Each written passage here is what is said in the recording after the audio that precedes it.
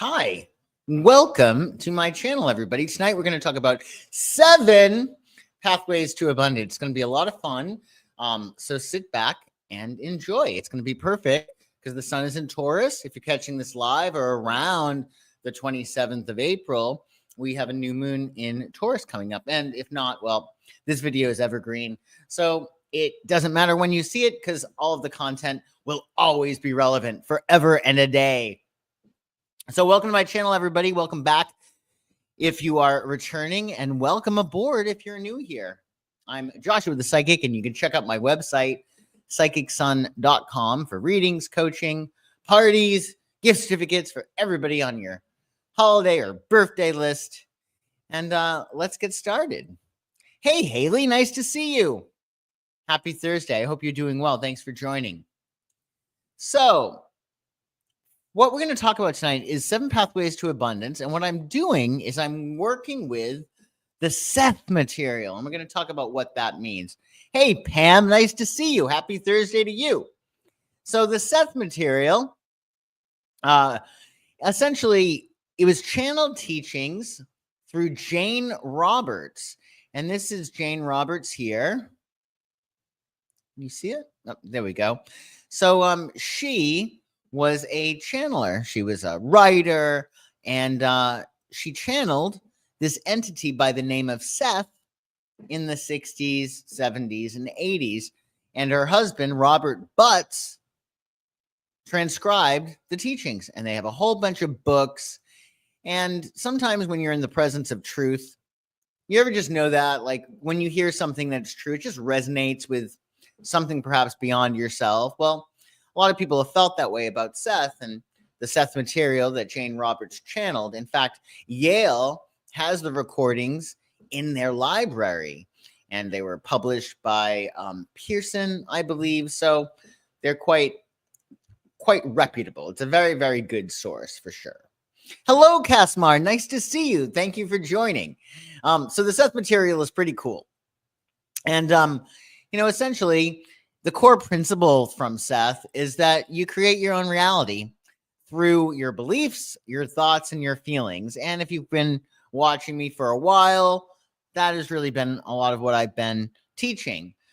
Really through the aliens, Alan, Bashar, I think even Abraham Hicks, all the law of attraction experts agree that we create our own reality through our beliefs, our thoughts, and our feelings.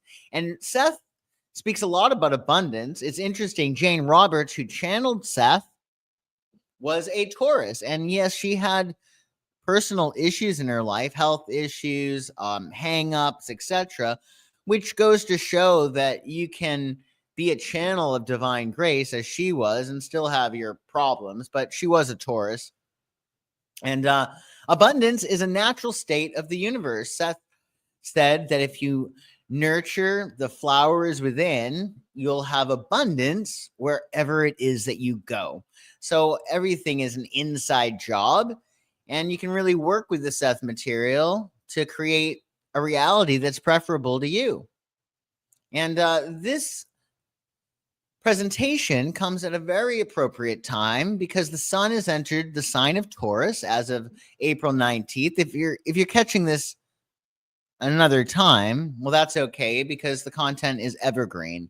But if you're catching this around the 27th of April, if you're catching this live, for instance, on the 24th of April, 2025, well, you're in luck because we have the new moon in Taurus on the 27th.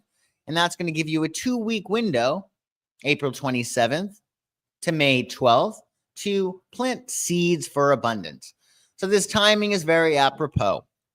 Taurus energy, now that we're in Taurus, well, it's not Aries, meaning we probably are not going to be as fast or as swift. Things might not be taking off as quickly because Taurus is a little bit slow. You're a bit slow. And we may be feeling it if you're sensitive to energies, as I am. It's not as easy to get stuff done. Aries energy, you get it done and you make it happen really, really fast. And for whatever reason, when the Taurus sun comes, well, it's just a little bit slower. So if things have been feeling a little bit stalled or not as expeditious as before? Well, it's because the sun is in Taurus, but remember that this Taurus energy is important because we want to sustain things, and that's what Taurus is good at. It's about stability. It's about connecting with our resources. It's about our value. And the new moon in Taurus that we have on the 27th is going to be a great time for you to create intentions. Of course, you want to check out the Taroscope video for that. That's in the description below. You can look and find out what this new moon is about for your sign. But even if you're not going to see that, or even if it's not a Taurus new moon, all new moons are really good for intentions, planting seeds, thinking about what you want to cultivate over the next 6 months. So you have that new moon cycle for 2 weeks, and during that period, you plant seeds, and then they theoretically bear fruit over the next 6 months. And if you have any questions, you just let me know. Sunflowers, great to see you, sunflowers. Thank you so much for joining. So we're going to talk about abundance, all 7 forms. And what's really cool, what you're going to really love, is that they're interconnected. So if you are lacking one area of abundance in your life, then you can focus on another area, and well, the abundance from one area will bleed into that area. So you're going to be able to manifest a lot by working with these principles. And so the 7 pathways we're going to talk about. Hello, Marlo in the making. Great to see you. Happy Friday Eve indeed. So the 7 pathways. Originally, I had 6, and then I was like, you know what? We got to add 7. So synchronicity, meaningful coincidences. That's a form of abundance that we're going to talk about. Trade is a really cool form of abundance because you're celebrating your gifts and you're celebrating somebody else's gifts and you're bringing them together. Gifts, like giving and receiving generously. And it doesn't have to be material things. It certainly can be, but you can gift a compliment, for instance. Sincere flattery is a really great gift to give. Imagination, and we're going to talk further about imagination and how that's really a workshop, according to Seth, that your imagination is life's coming attractions. That's why I always say never give yourself the luxury of a negative thought, because creative vision is what manifestation is all about, or it's a very strong aspect of manifestation. Time. So many people have this issue with time, this contentious relationship with time. And I feel like it's something that is very easily inherited from our upbringing. And what I mean by that is, say you always had a parent who was always in a rush or was always like going against the clock. Well, you adopt those beliefs that like time is an enemy, right? So we're going to be talking about how time can actually be your friend and how you can work with time, because theoretically we create time. And if you have a belief that there's never enough time, well, you're going to create a sense of there being restricted time and never enough time to do anything, when really the present moment is your point of power. That if you stay in the present moment, not focusing on the past, not focusing on the future, you're going to have the most power. And we're going to talk about money, of course. For some reason I didn't add it here. We're going to also be talking about relationships. So we're going to be talking about relationships as well. So path 1 to abundance is synchronicity. And this is super fun, right? This is when things just seem to happen. Like, oh my goodness, I was just thinking about you. Or you're listening to a song on your headphones and then you walk into a 7-Eleven and that song is playing, right? This is the orchestration of meaningful coincidences. And it's not random. So whenever you're experiencing synchronicity, you're really allowing yourself to come into contact with your beliefs and with your vibration and your energy. So Seth teaches that what we perceive as random events are actually manifestations of our consciousness, so that there's an intelligent design behind coincidences. And Seth would say that synchronicities occur through what Seth calls framework 2. So framework 1 is our limitations, right? It's we think, oh, okay, we have only this much time and this much talent and this many resources, whereas framework 2 is in the back of the mind, and it really is all about everything that could possibly be that is beyond normal consciousness. You could look at it as your higher mind. And that's where events are organized in physical reality. So essentially, when you're thinking about things or you're feeling things or you have beliefs about things, that organizes events out in the external world. So you're manifesting all the time. And when you see these synchronicities, you should look for patterns, right? Because that's telling you something. The universe responds to your vibrational state and beliefs by orchestrating these seemingly chance encounters that match your expectations. So your expectations on a subconscious level oftentimes are what create these synchronicities. And your inner consciousness is really what organizes all outer events.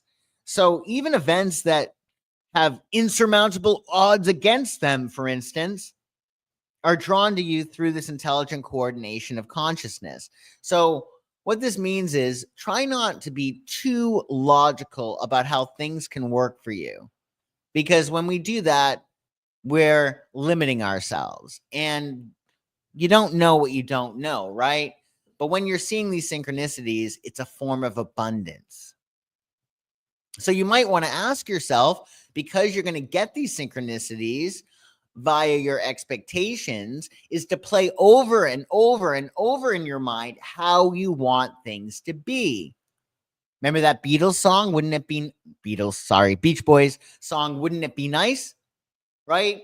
You could say that to yourself. Wouldn't it be nice if I have no traffic on the way to work today? Or wouldn't it be nice if I run into this person that I'm interested in? Or wouldn't it be nice if I find some extra money today, right? You want to play over these possibilities because whatever you have going on in your head, eventually it's going to manifest. So practical steps. On a practical level, what can you do to really work with the abundance of synchronicities? Well, you want to pay attention to them. You want to pay attention to these coincidences as feedback from your inner self. You could treat, according to Seth, waking life as if it were a dream with symbolic meaning. So theoretically, they say that when we dream, everybody in our dream is actually an aspect of ourselves. So when you see somebody in your dream, it's actually an aspect of you, even if it seems as if it's a distinctive other person, it's an aspect of you. So theoretically, because they say that life is just a dream, shaboom, shaboom, that we are all interacting with aspects of ourselves, right? That paints a horse of a different color, doesn't it, right? When we're all interacting with ourselves. So treating life as if it's a dream can help you to manifest more. So why are you seeing this? Why is this here? They teach you in film school, for instance, that if there's a white couch in a scene, either the writer thought, oh, I'm going to put a white couch in here so it symbolizes purity, or it was a matter of the white couch is there because his subconscious is aligned with the image system about the story that he's telling. So just look at your symbols, especially those ones that keep popping up over and over and over again. So life is just a dream, sweetheart, as that old song goes. So look for patterns, because the patterns are going to reveal your dominant beliefs. And you might want to take note of the faces that you meet. If you see great exuberance and health, people who are working effectively in abundance and smiles, well, that indicates beneficial beliefs. But if you're encountering a lot of people who are going through struggle and misfortune, you may want to look at your beliefs and see if they are faulty. So it's a constant feedback loop. Whatever we're getting is telling us what we believe, particularly about ourselves, right? And we're going to talk more about that, the law of one, how we're all interconnected. So if you can cultivate positive expectations, that's going to invite beneficial synchronicities.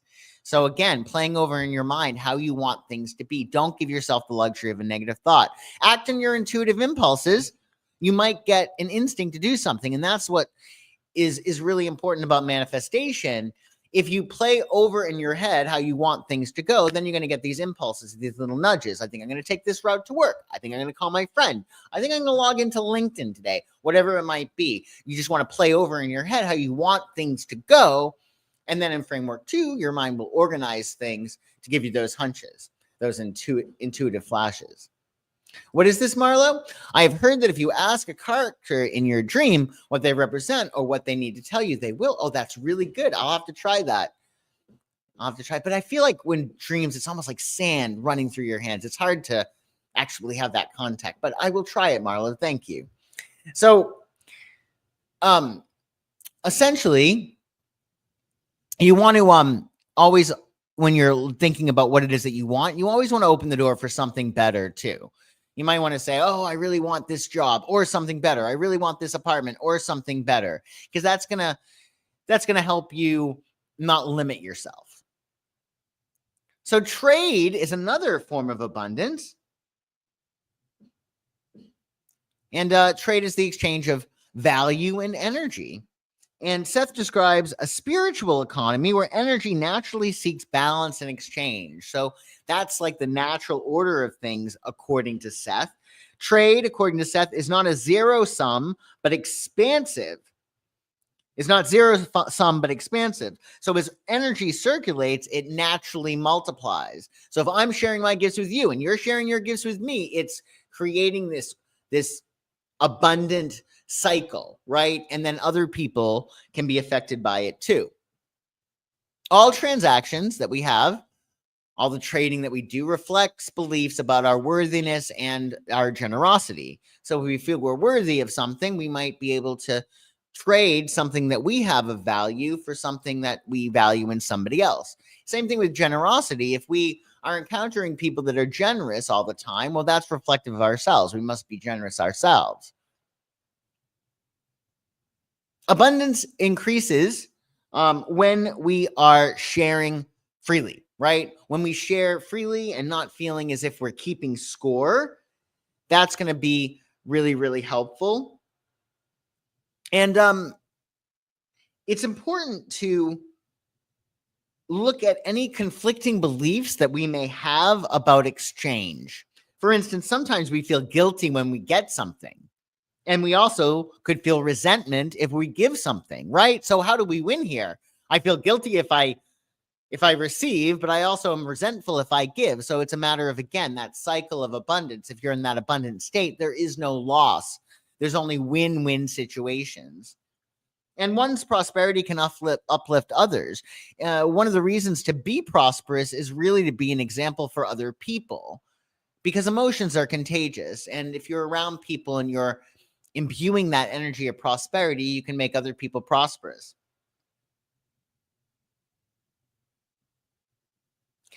Additionally, on a practical level, you want to release guilt about receiving and release resentment about giving, right?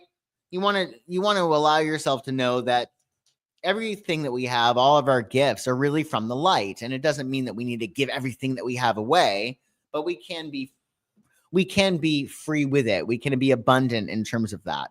So you might want to notice your responses during transactions. For instance, do you complain when you're paying bills? It's not, the funnest thing to do, but if you can cultivate that mindset of gratitude when you're paying your bills, you're going to have an easier time letting that money flow back to you, or even cultivating the belief that all the money I spend comes back to me threefold. So focusing on the abundance rather than what the government might take from us is helpful. I live in California. California's taxes are outrageous, but I got to say that public areas are very manicured. It's very beautiful.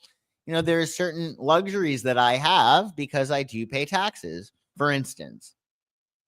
So focus on the value that's created as opposed to what is lost. Approach transactions, even paying bills, with a win-win mindset. Okay, well, I'm glad I'm paying this bill. Now I'm going to keep my lights on, whatever it might be, right? So seeing each transaction as energy and motion is going to be helpful, not as loss or gain.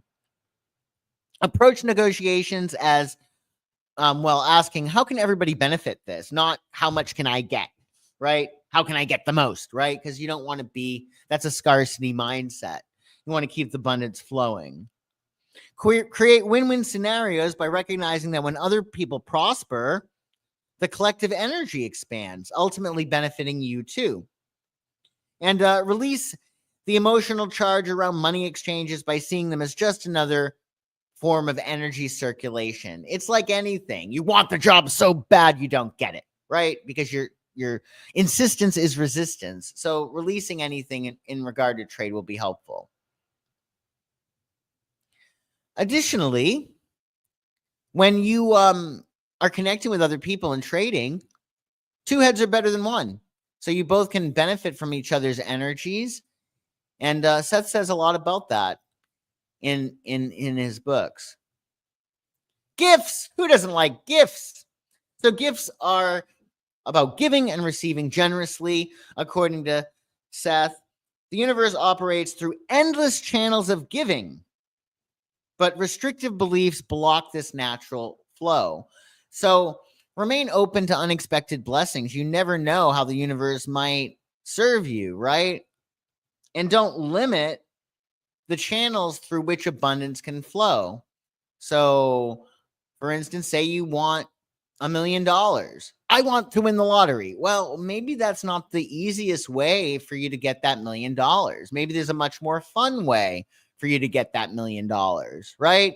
Or I want this person. You do not know whether or not that person is going to be good for you, right?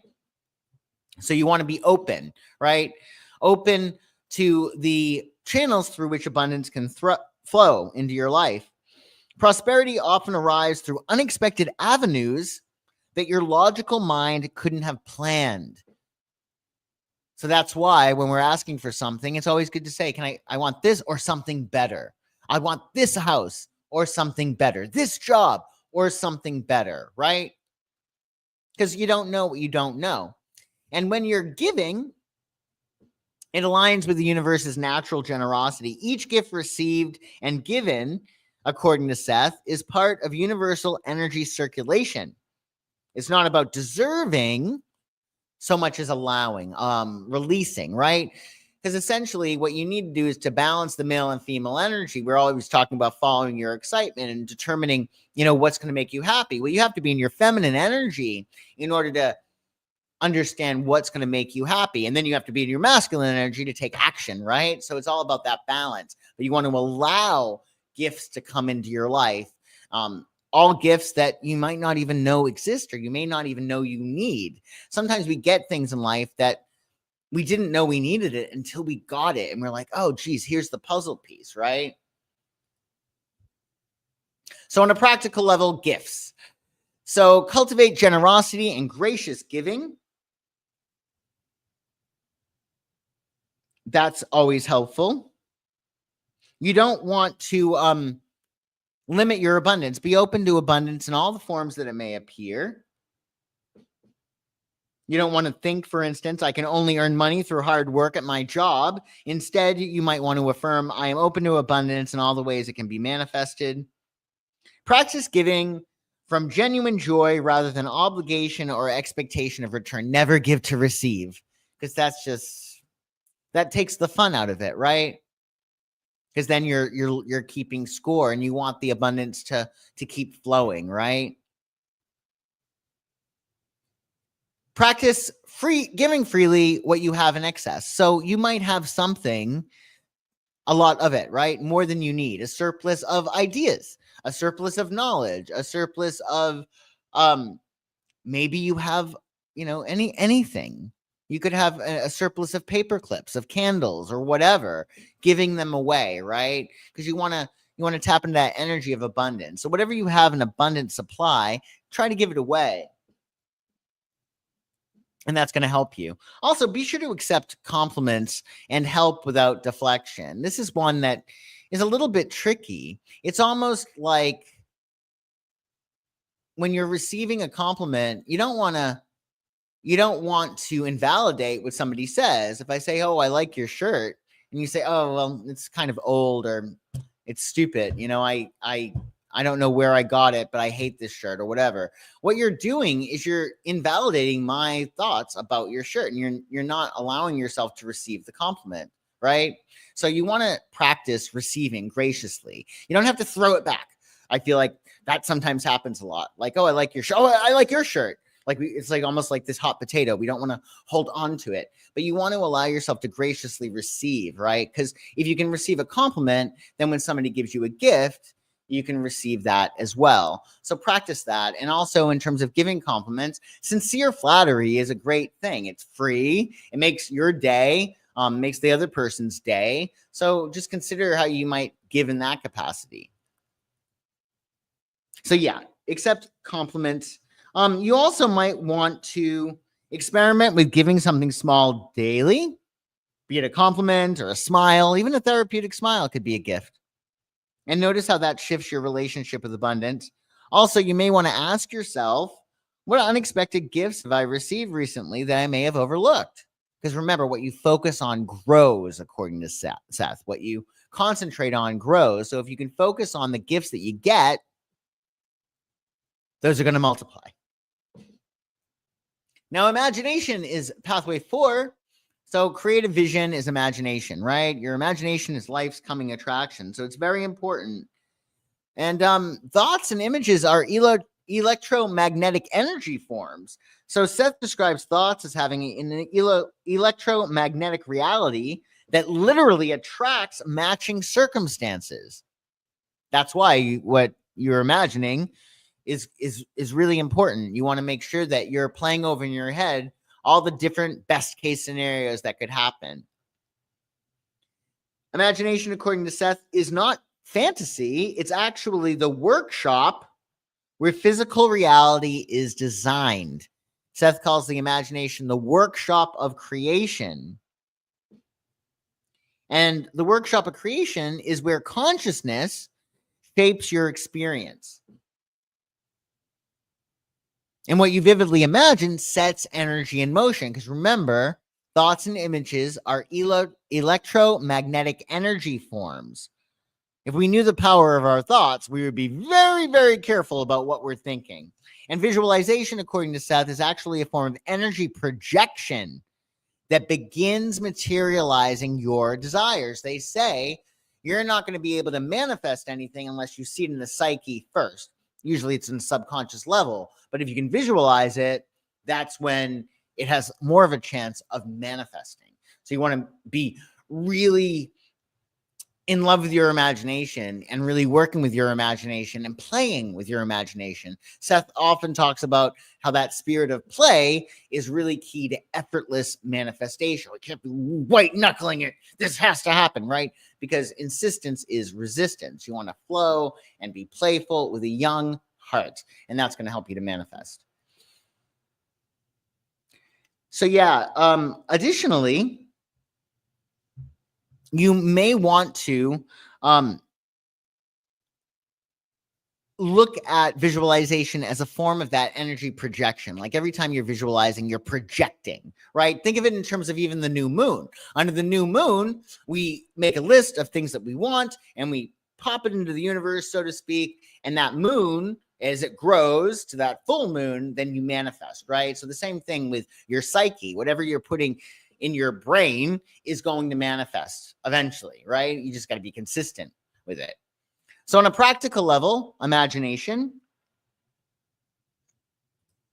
pretend and play with the idea of having what you want. You know, what would it be like if you had everything that you want? If you had that lover, you had all that money, you had that perfect house, whatever it is that you're looking to create. Play, pretend and play.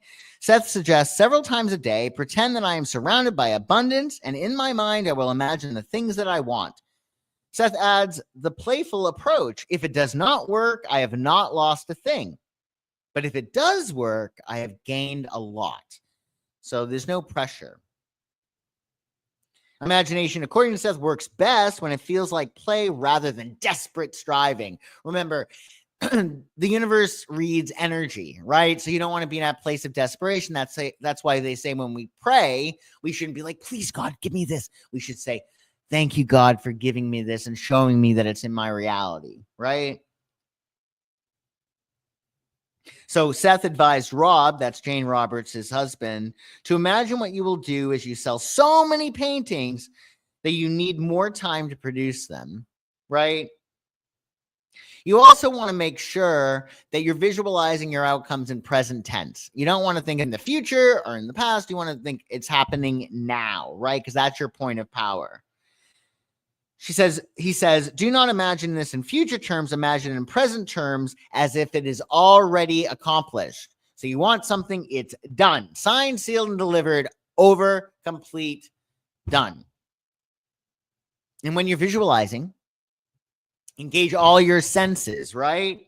Feel the emotions, see the details, hear the sounds of your abundant reality. Get your senses in there. And consistently feel those emotions of already having what it is that you want and water the mental seeds of prosperity. Over weeks of consistent practice, Seth says the idea becomes a little bit more possible, a little bit more real.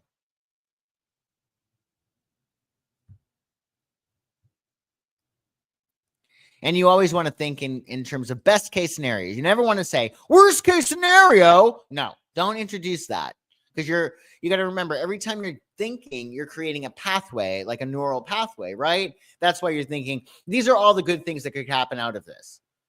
Don't pay any mind to how things could go south, right? Because then you're introducing that timeline, and you don't want that timeline. All roads are going to lead to your happiness.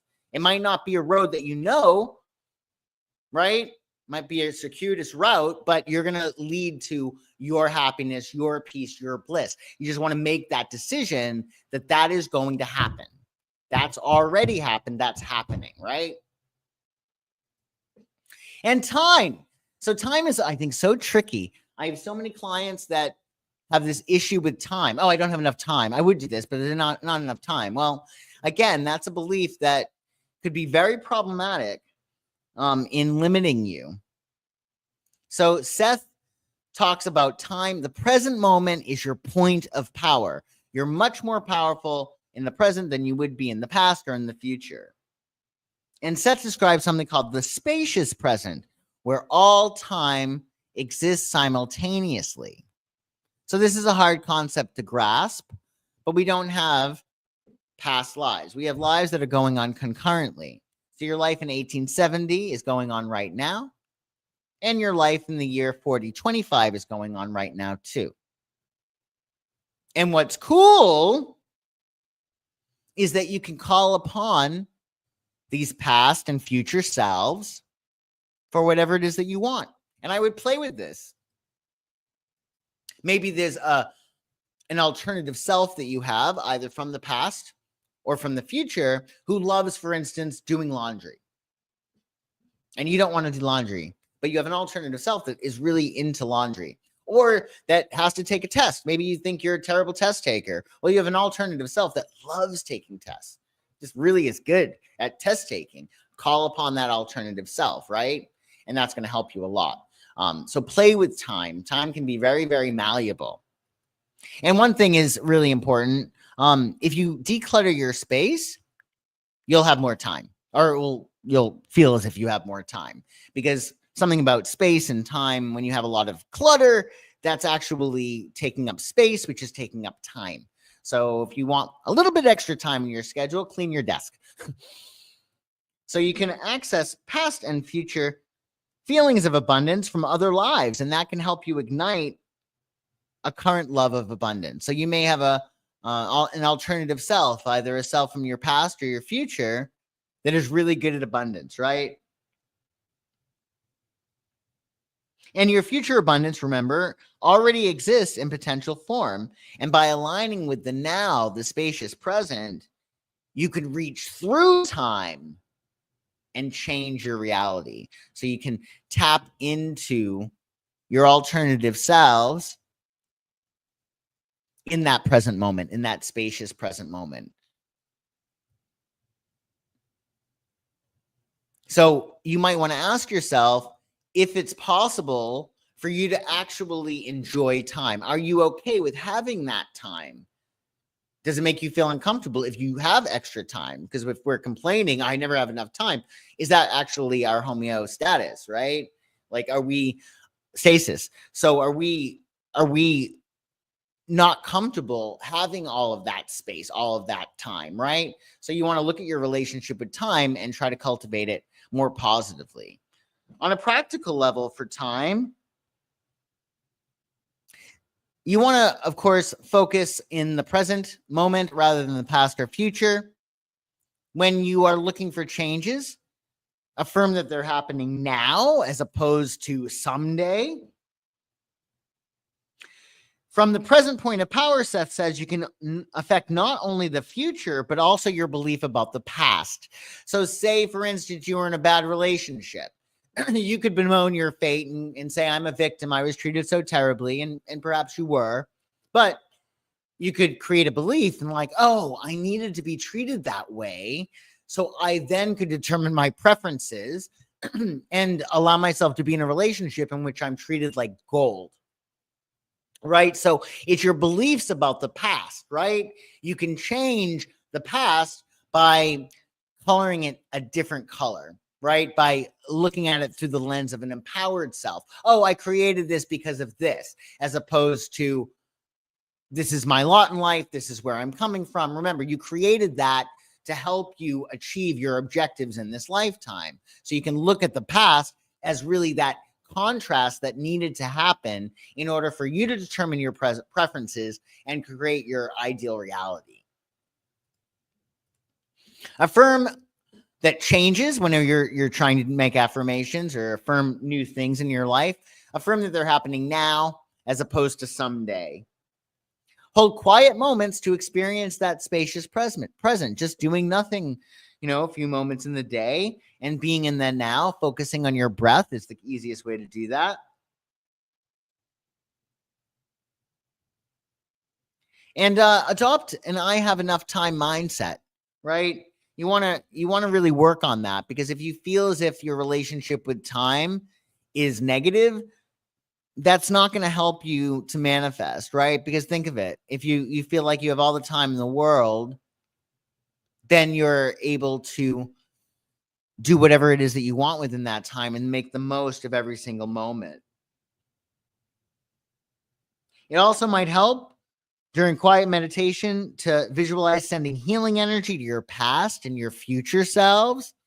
Maybe there was an issue with time, right? Or maybe you have a past life in which you died too quickly, and now you have this issue with time. I'm not going to be able to make it because I never got everything I wanted done in that past life done, right? So heal the past through the present moment.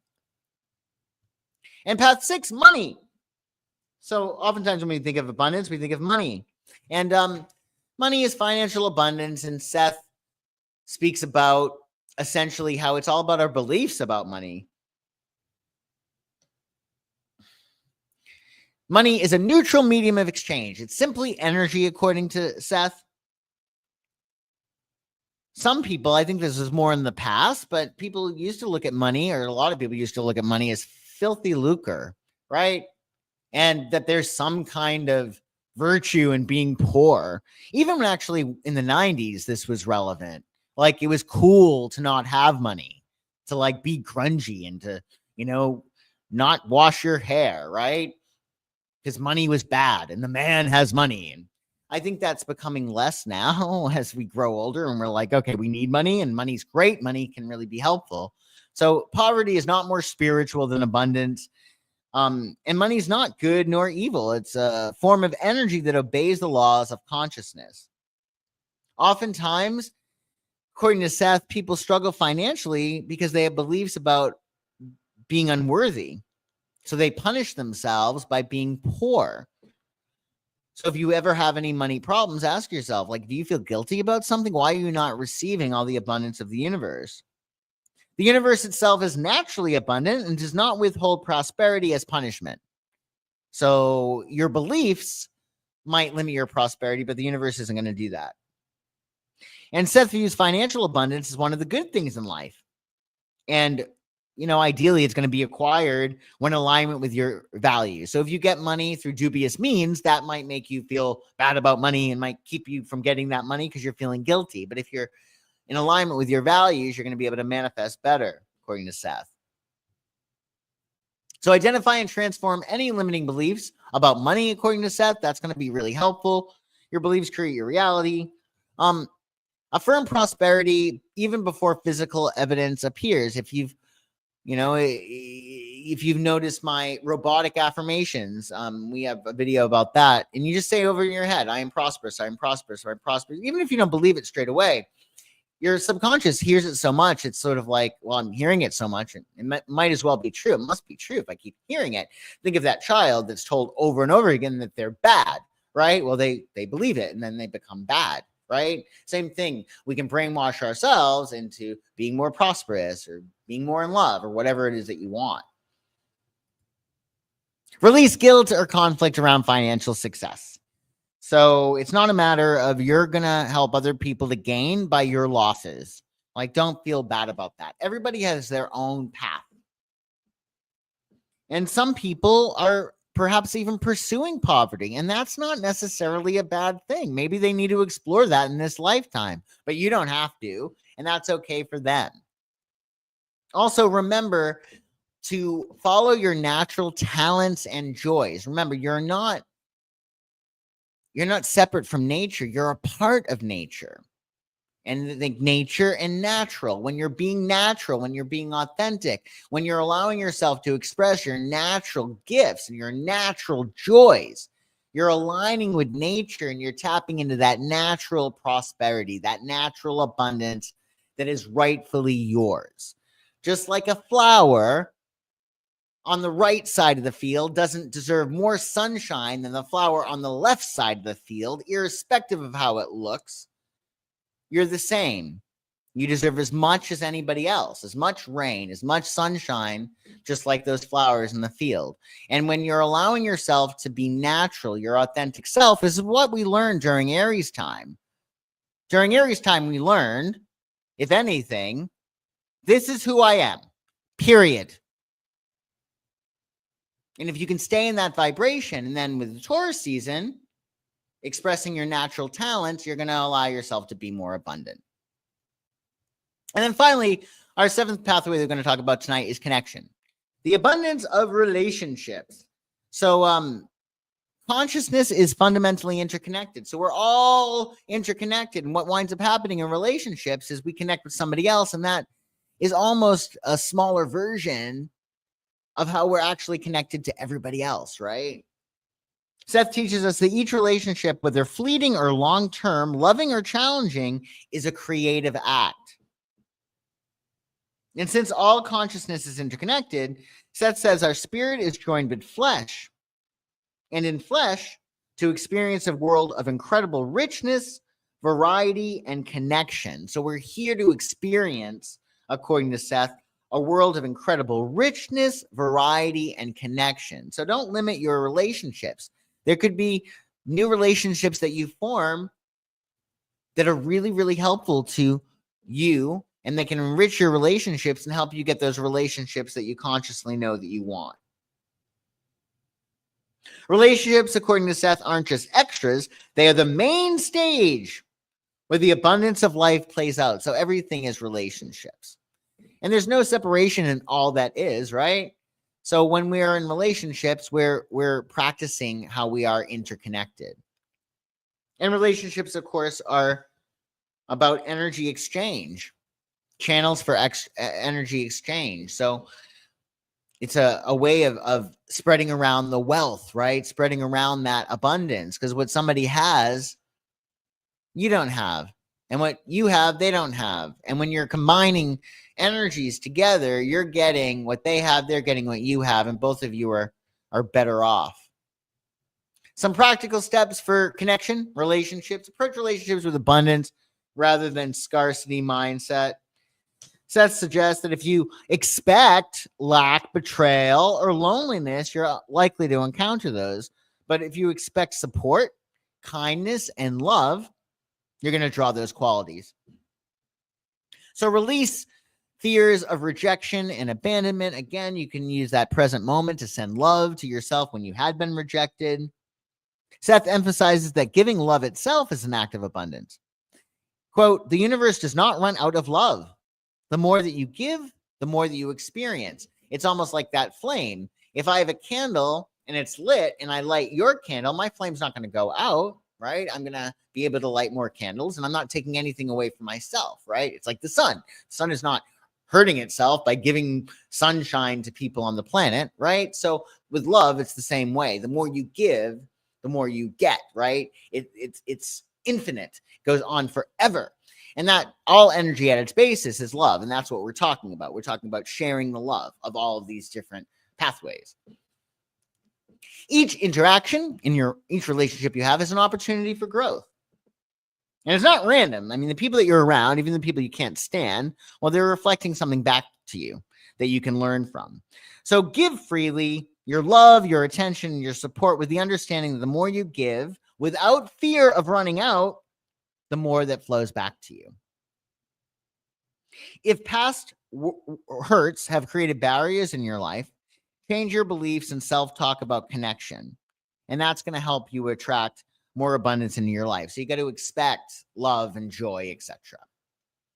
Also, keep in mind that the love you give to the world is in direct proportion of the love you give to yourself. Because remember, you are the world. And on a deeper level, you know that. So those people who love the world, they really love themselves.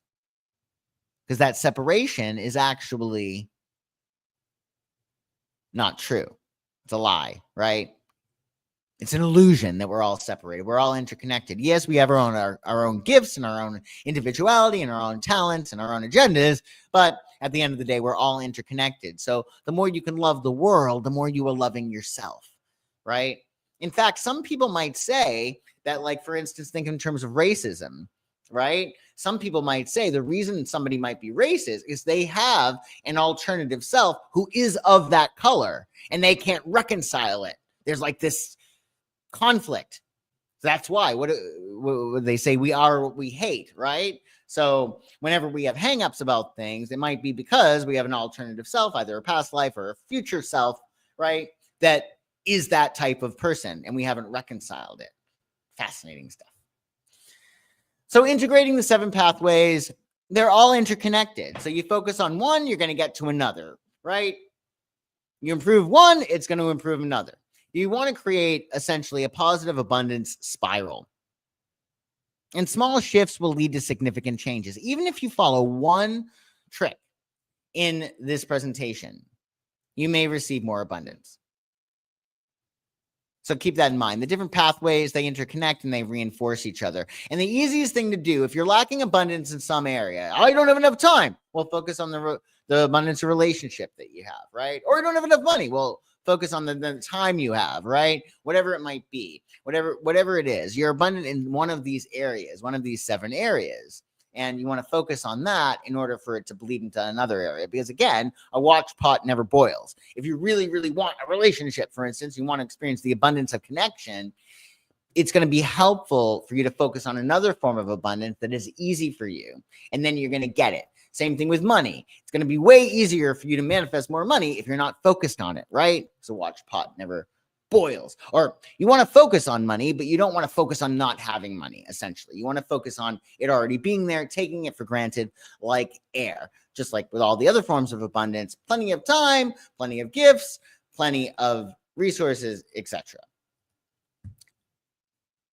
And if you are watching this around the new moon, or any new moon, set intentions for your new moon, find out what it is that you really value.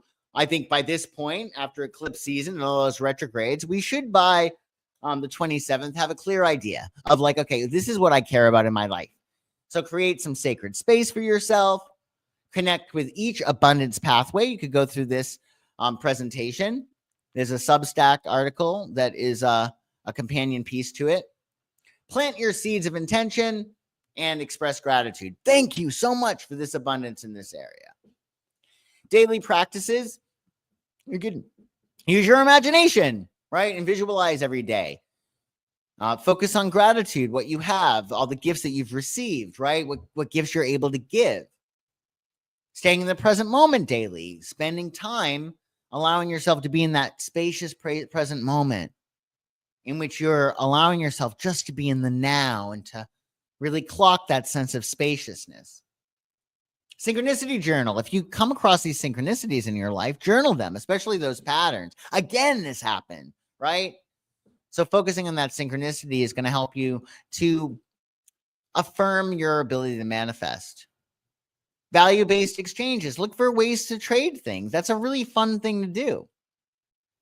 And prosperity affirmations. Again, affirming that you are in an abundant universe, that everything is abundant. So thank you all so much for watching. I do appreciate it. Always check out my website, psychicsun.com, if there's anything I can do for you. Thanks so much for everybody who joined in the live. I do appreciate it. It's always great to see everybody here.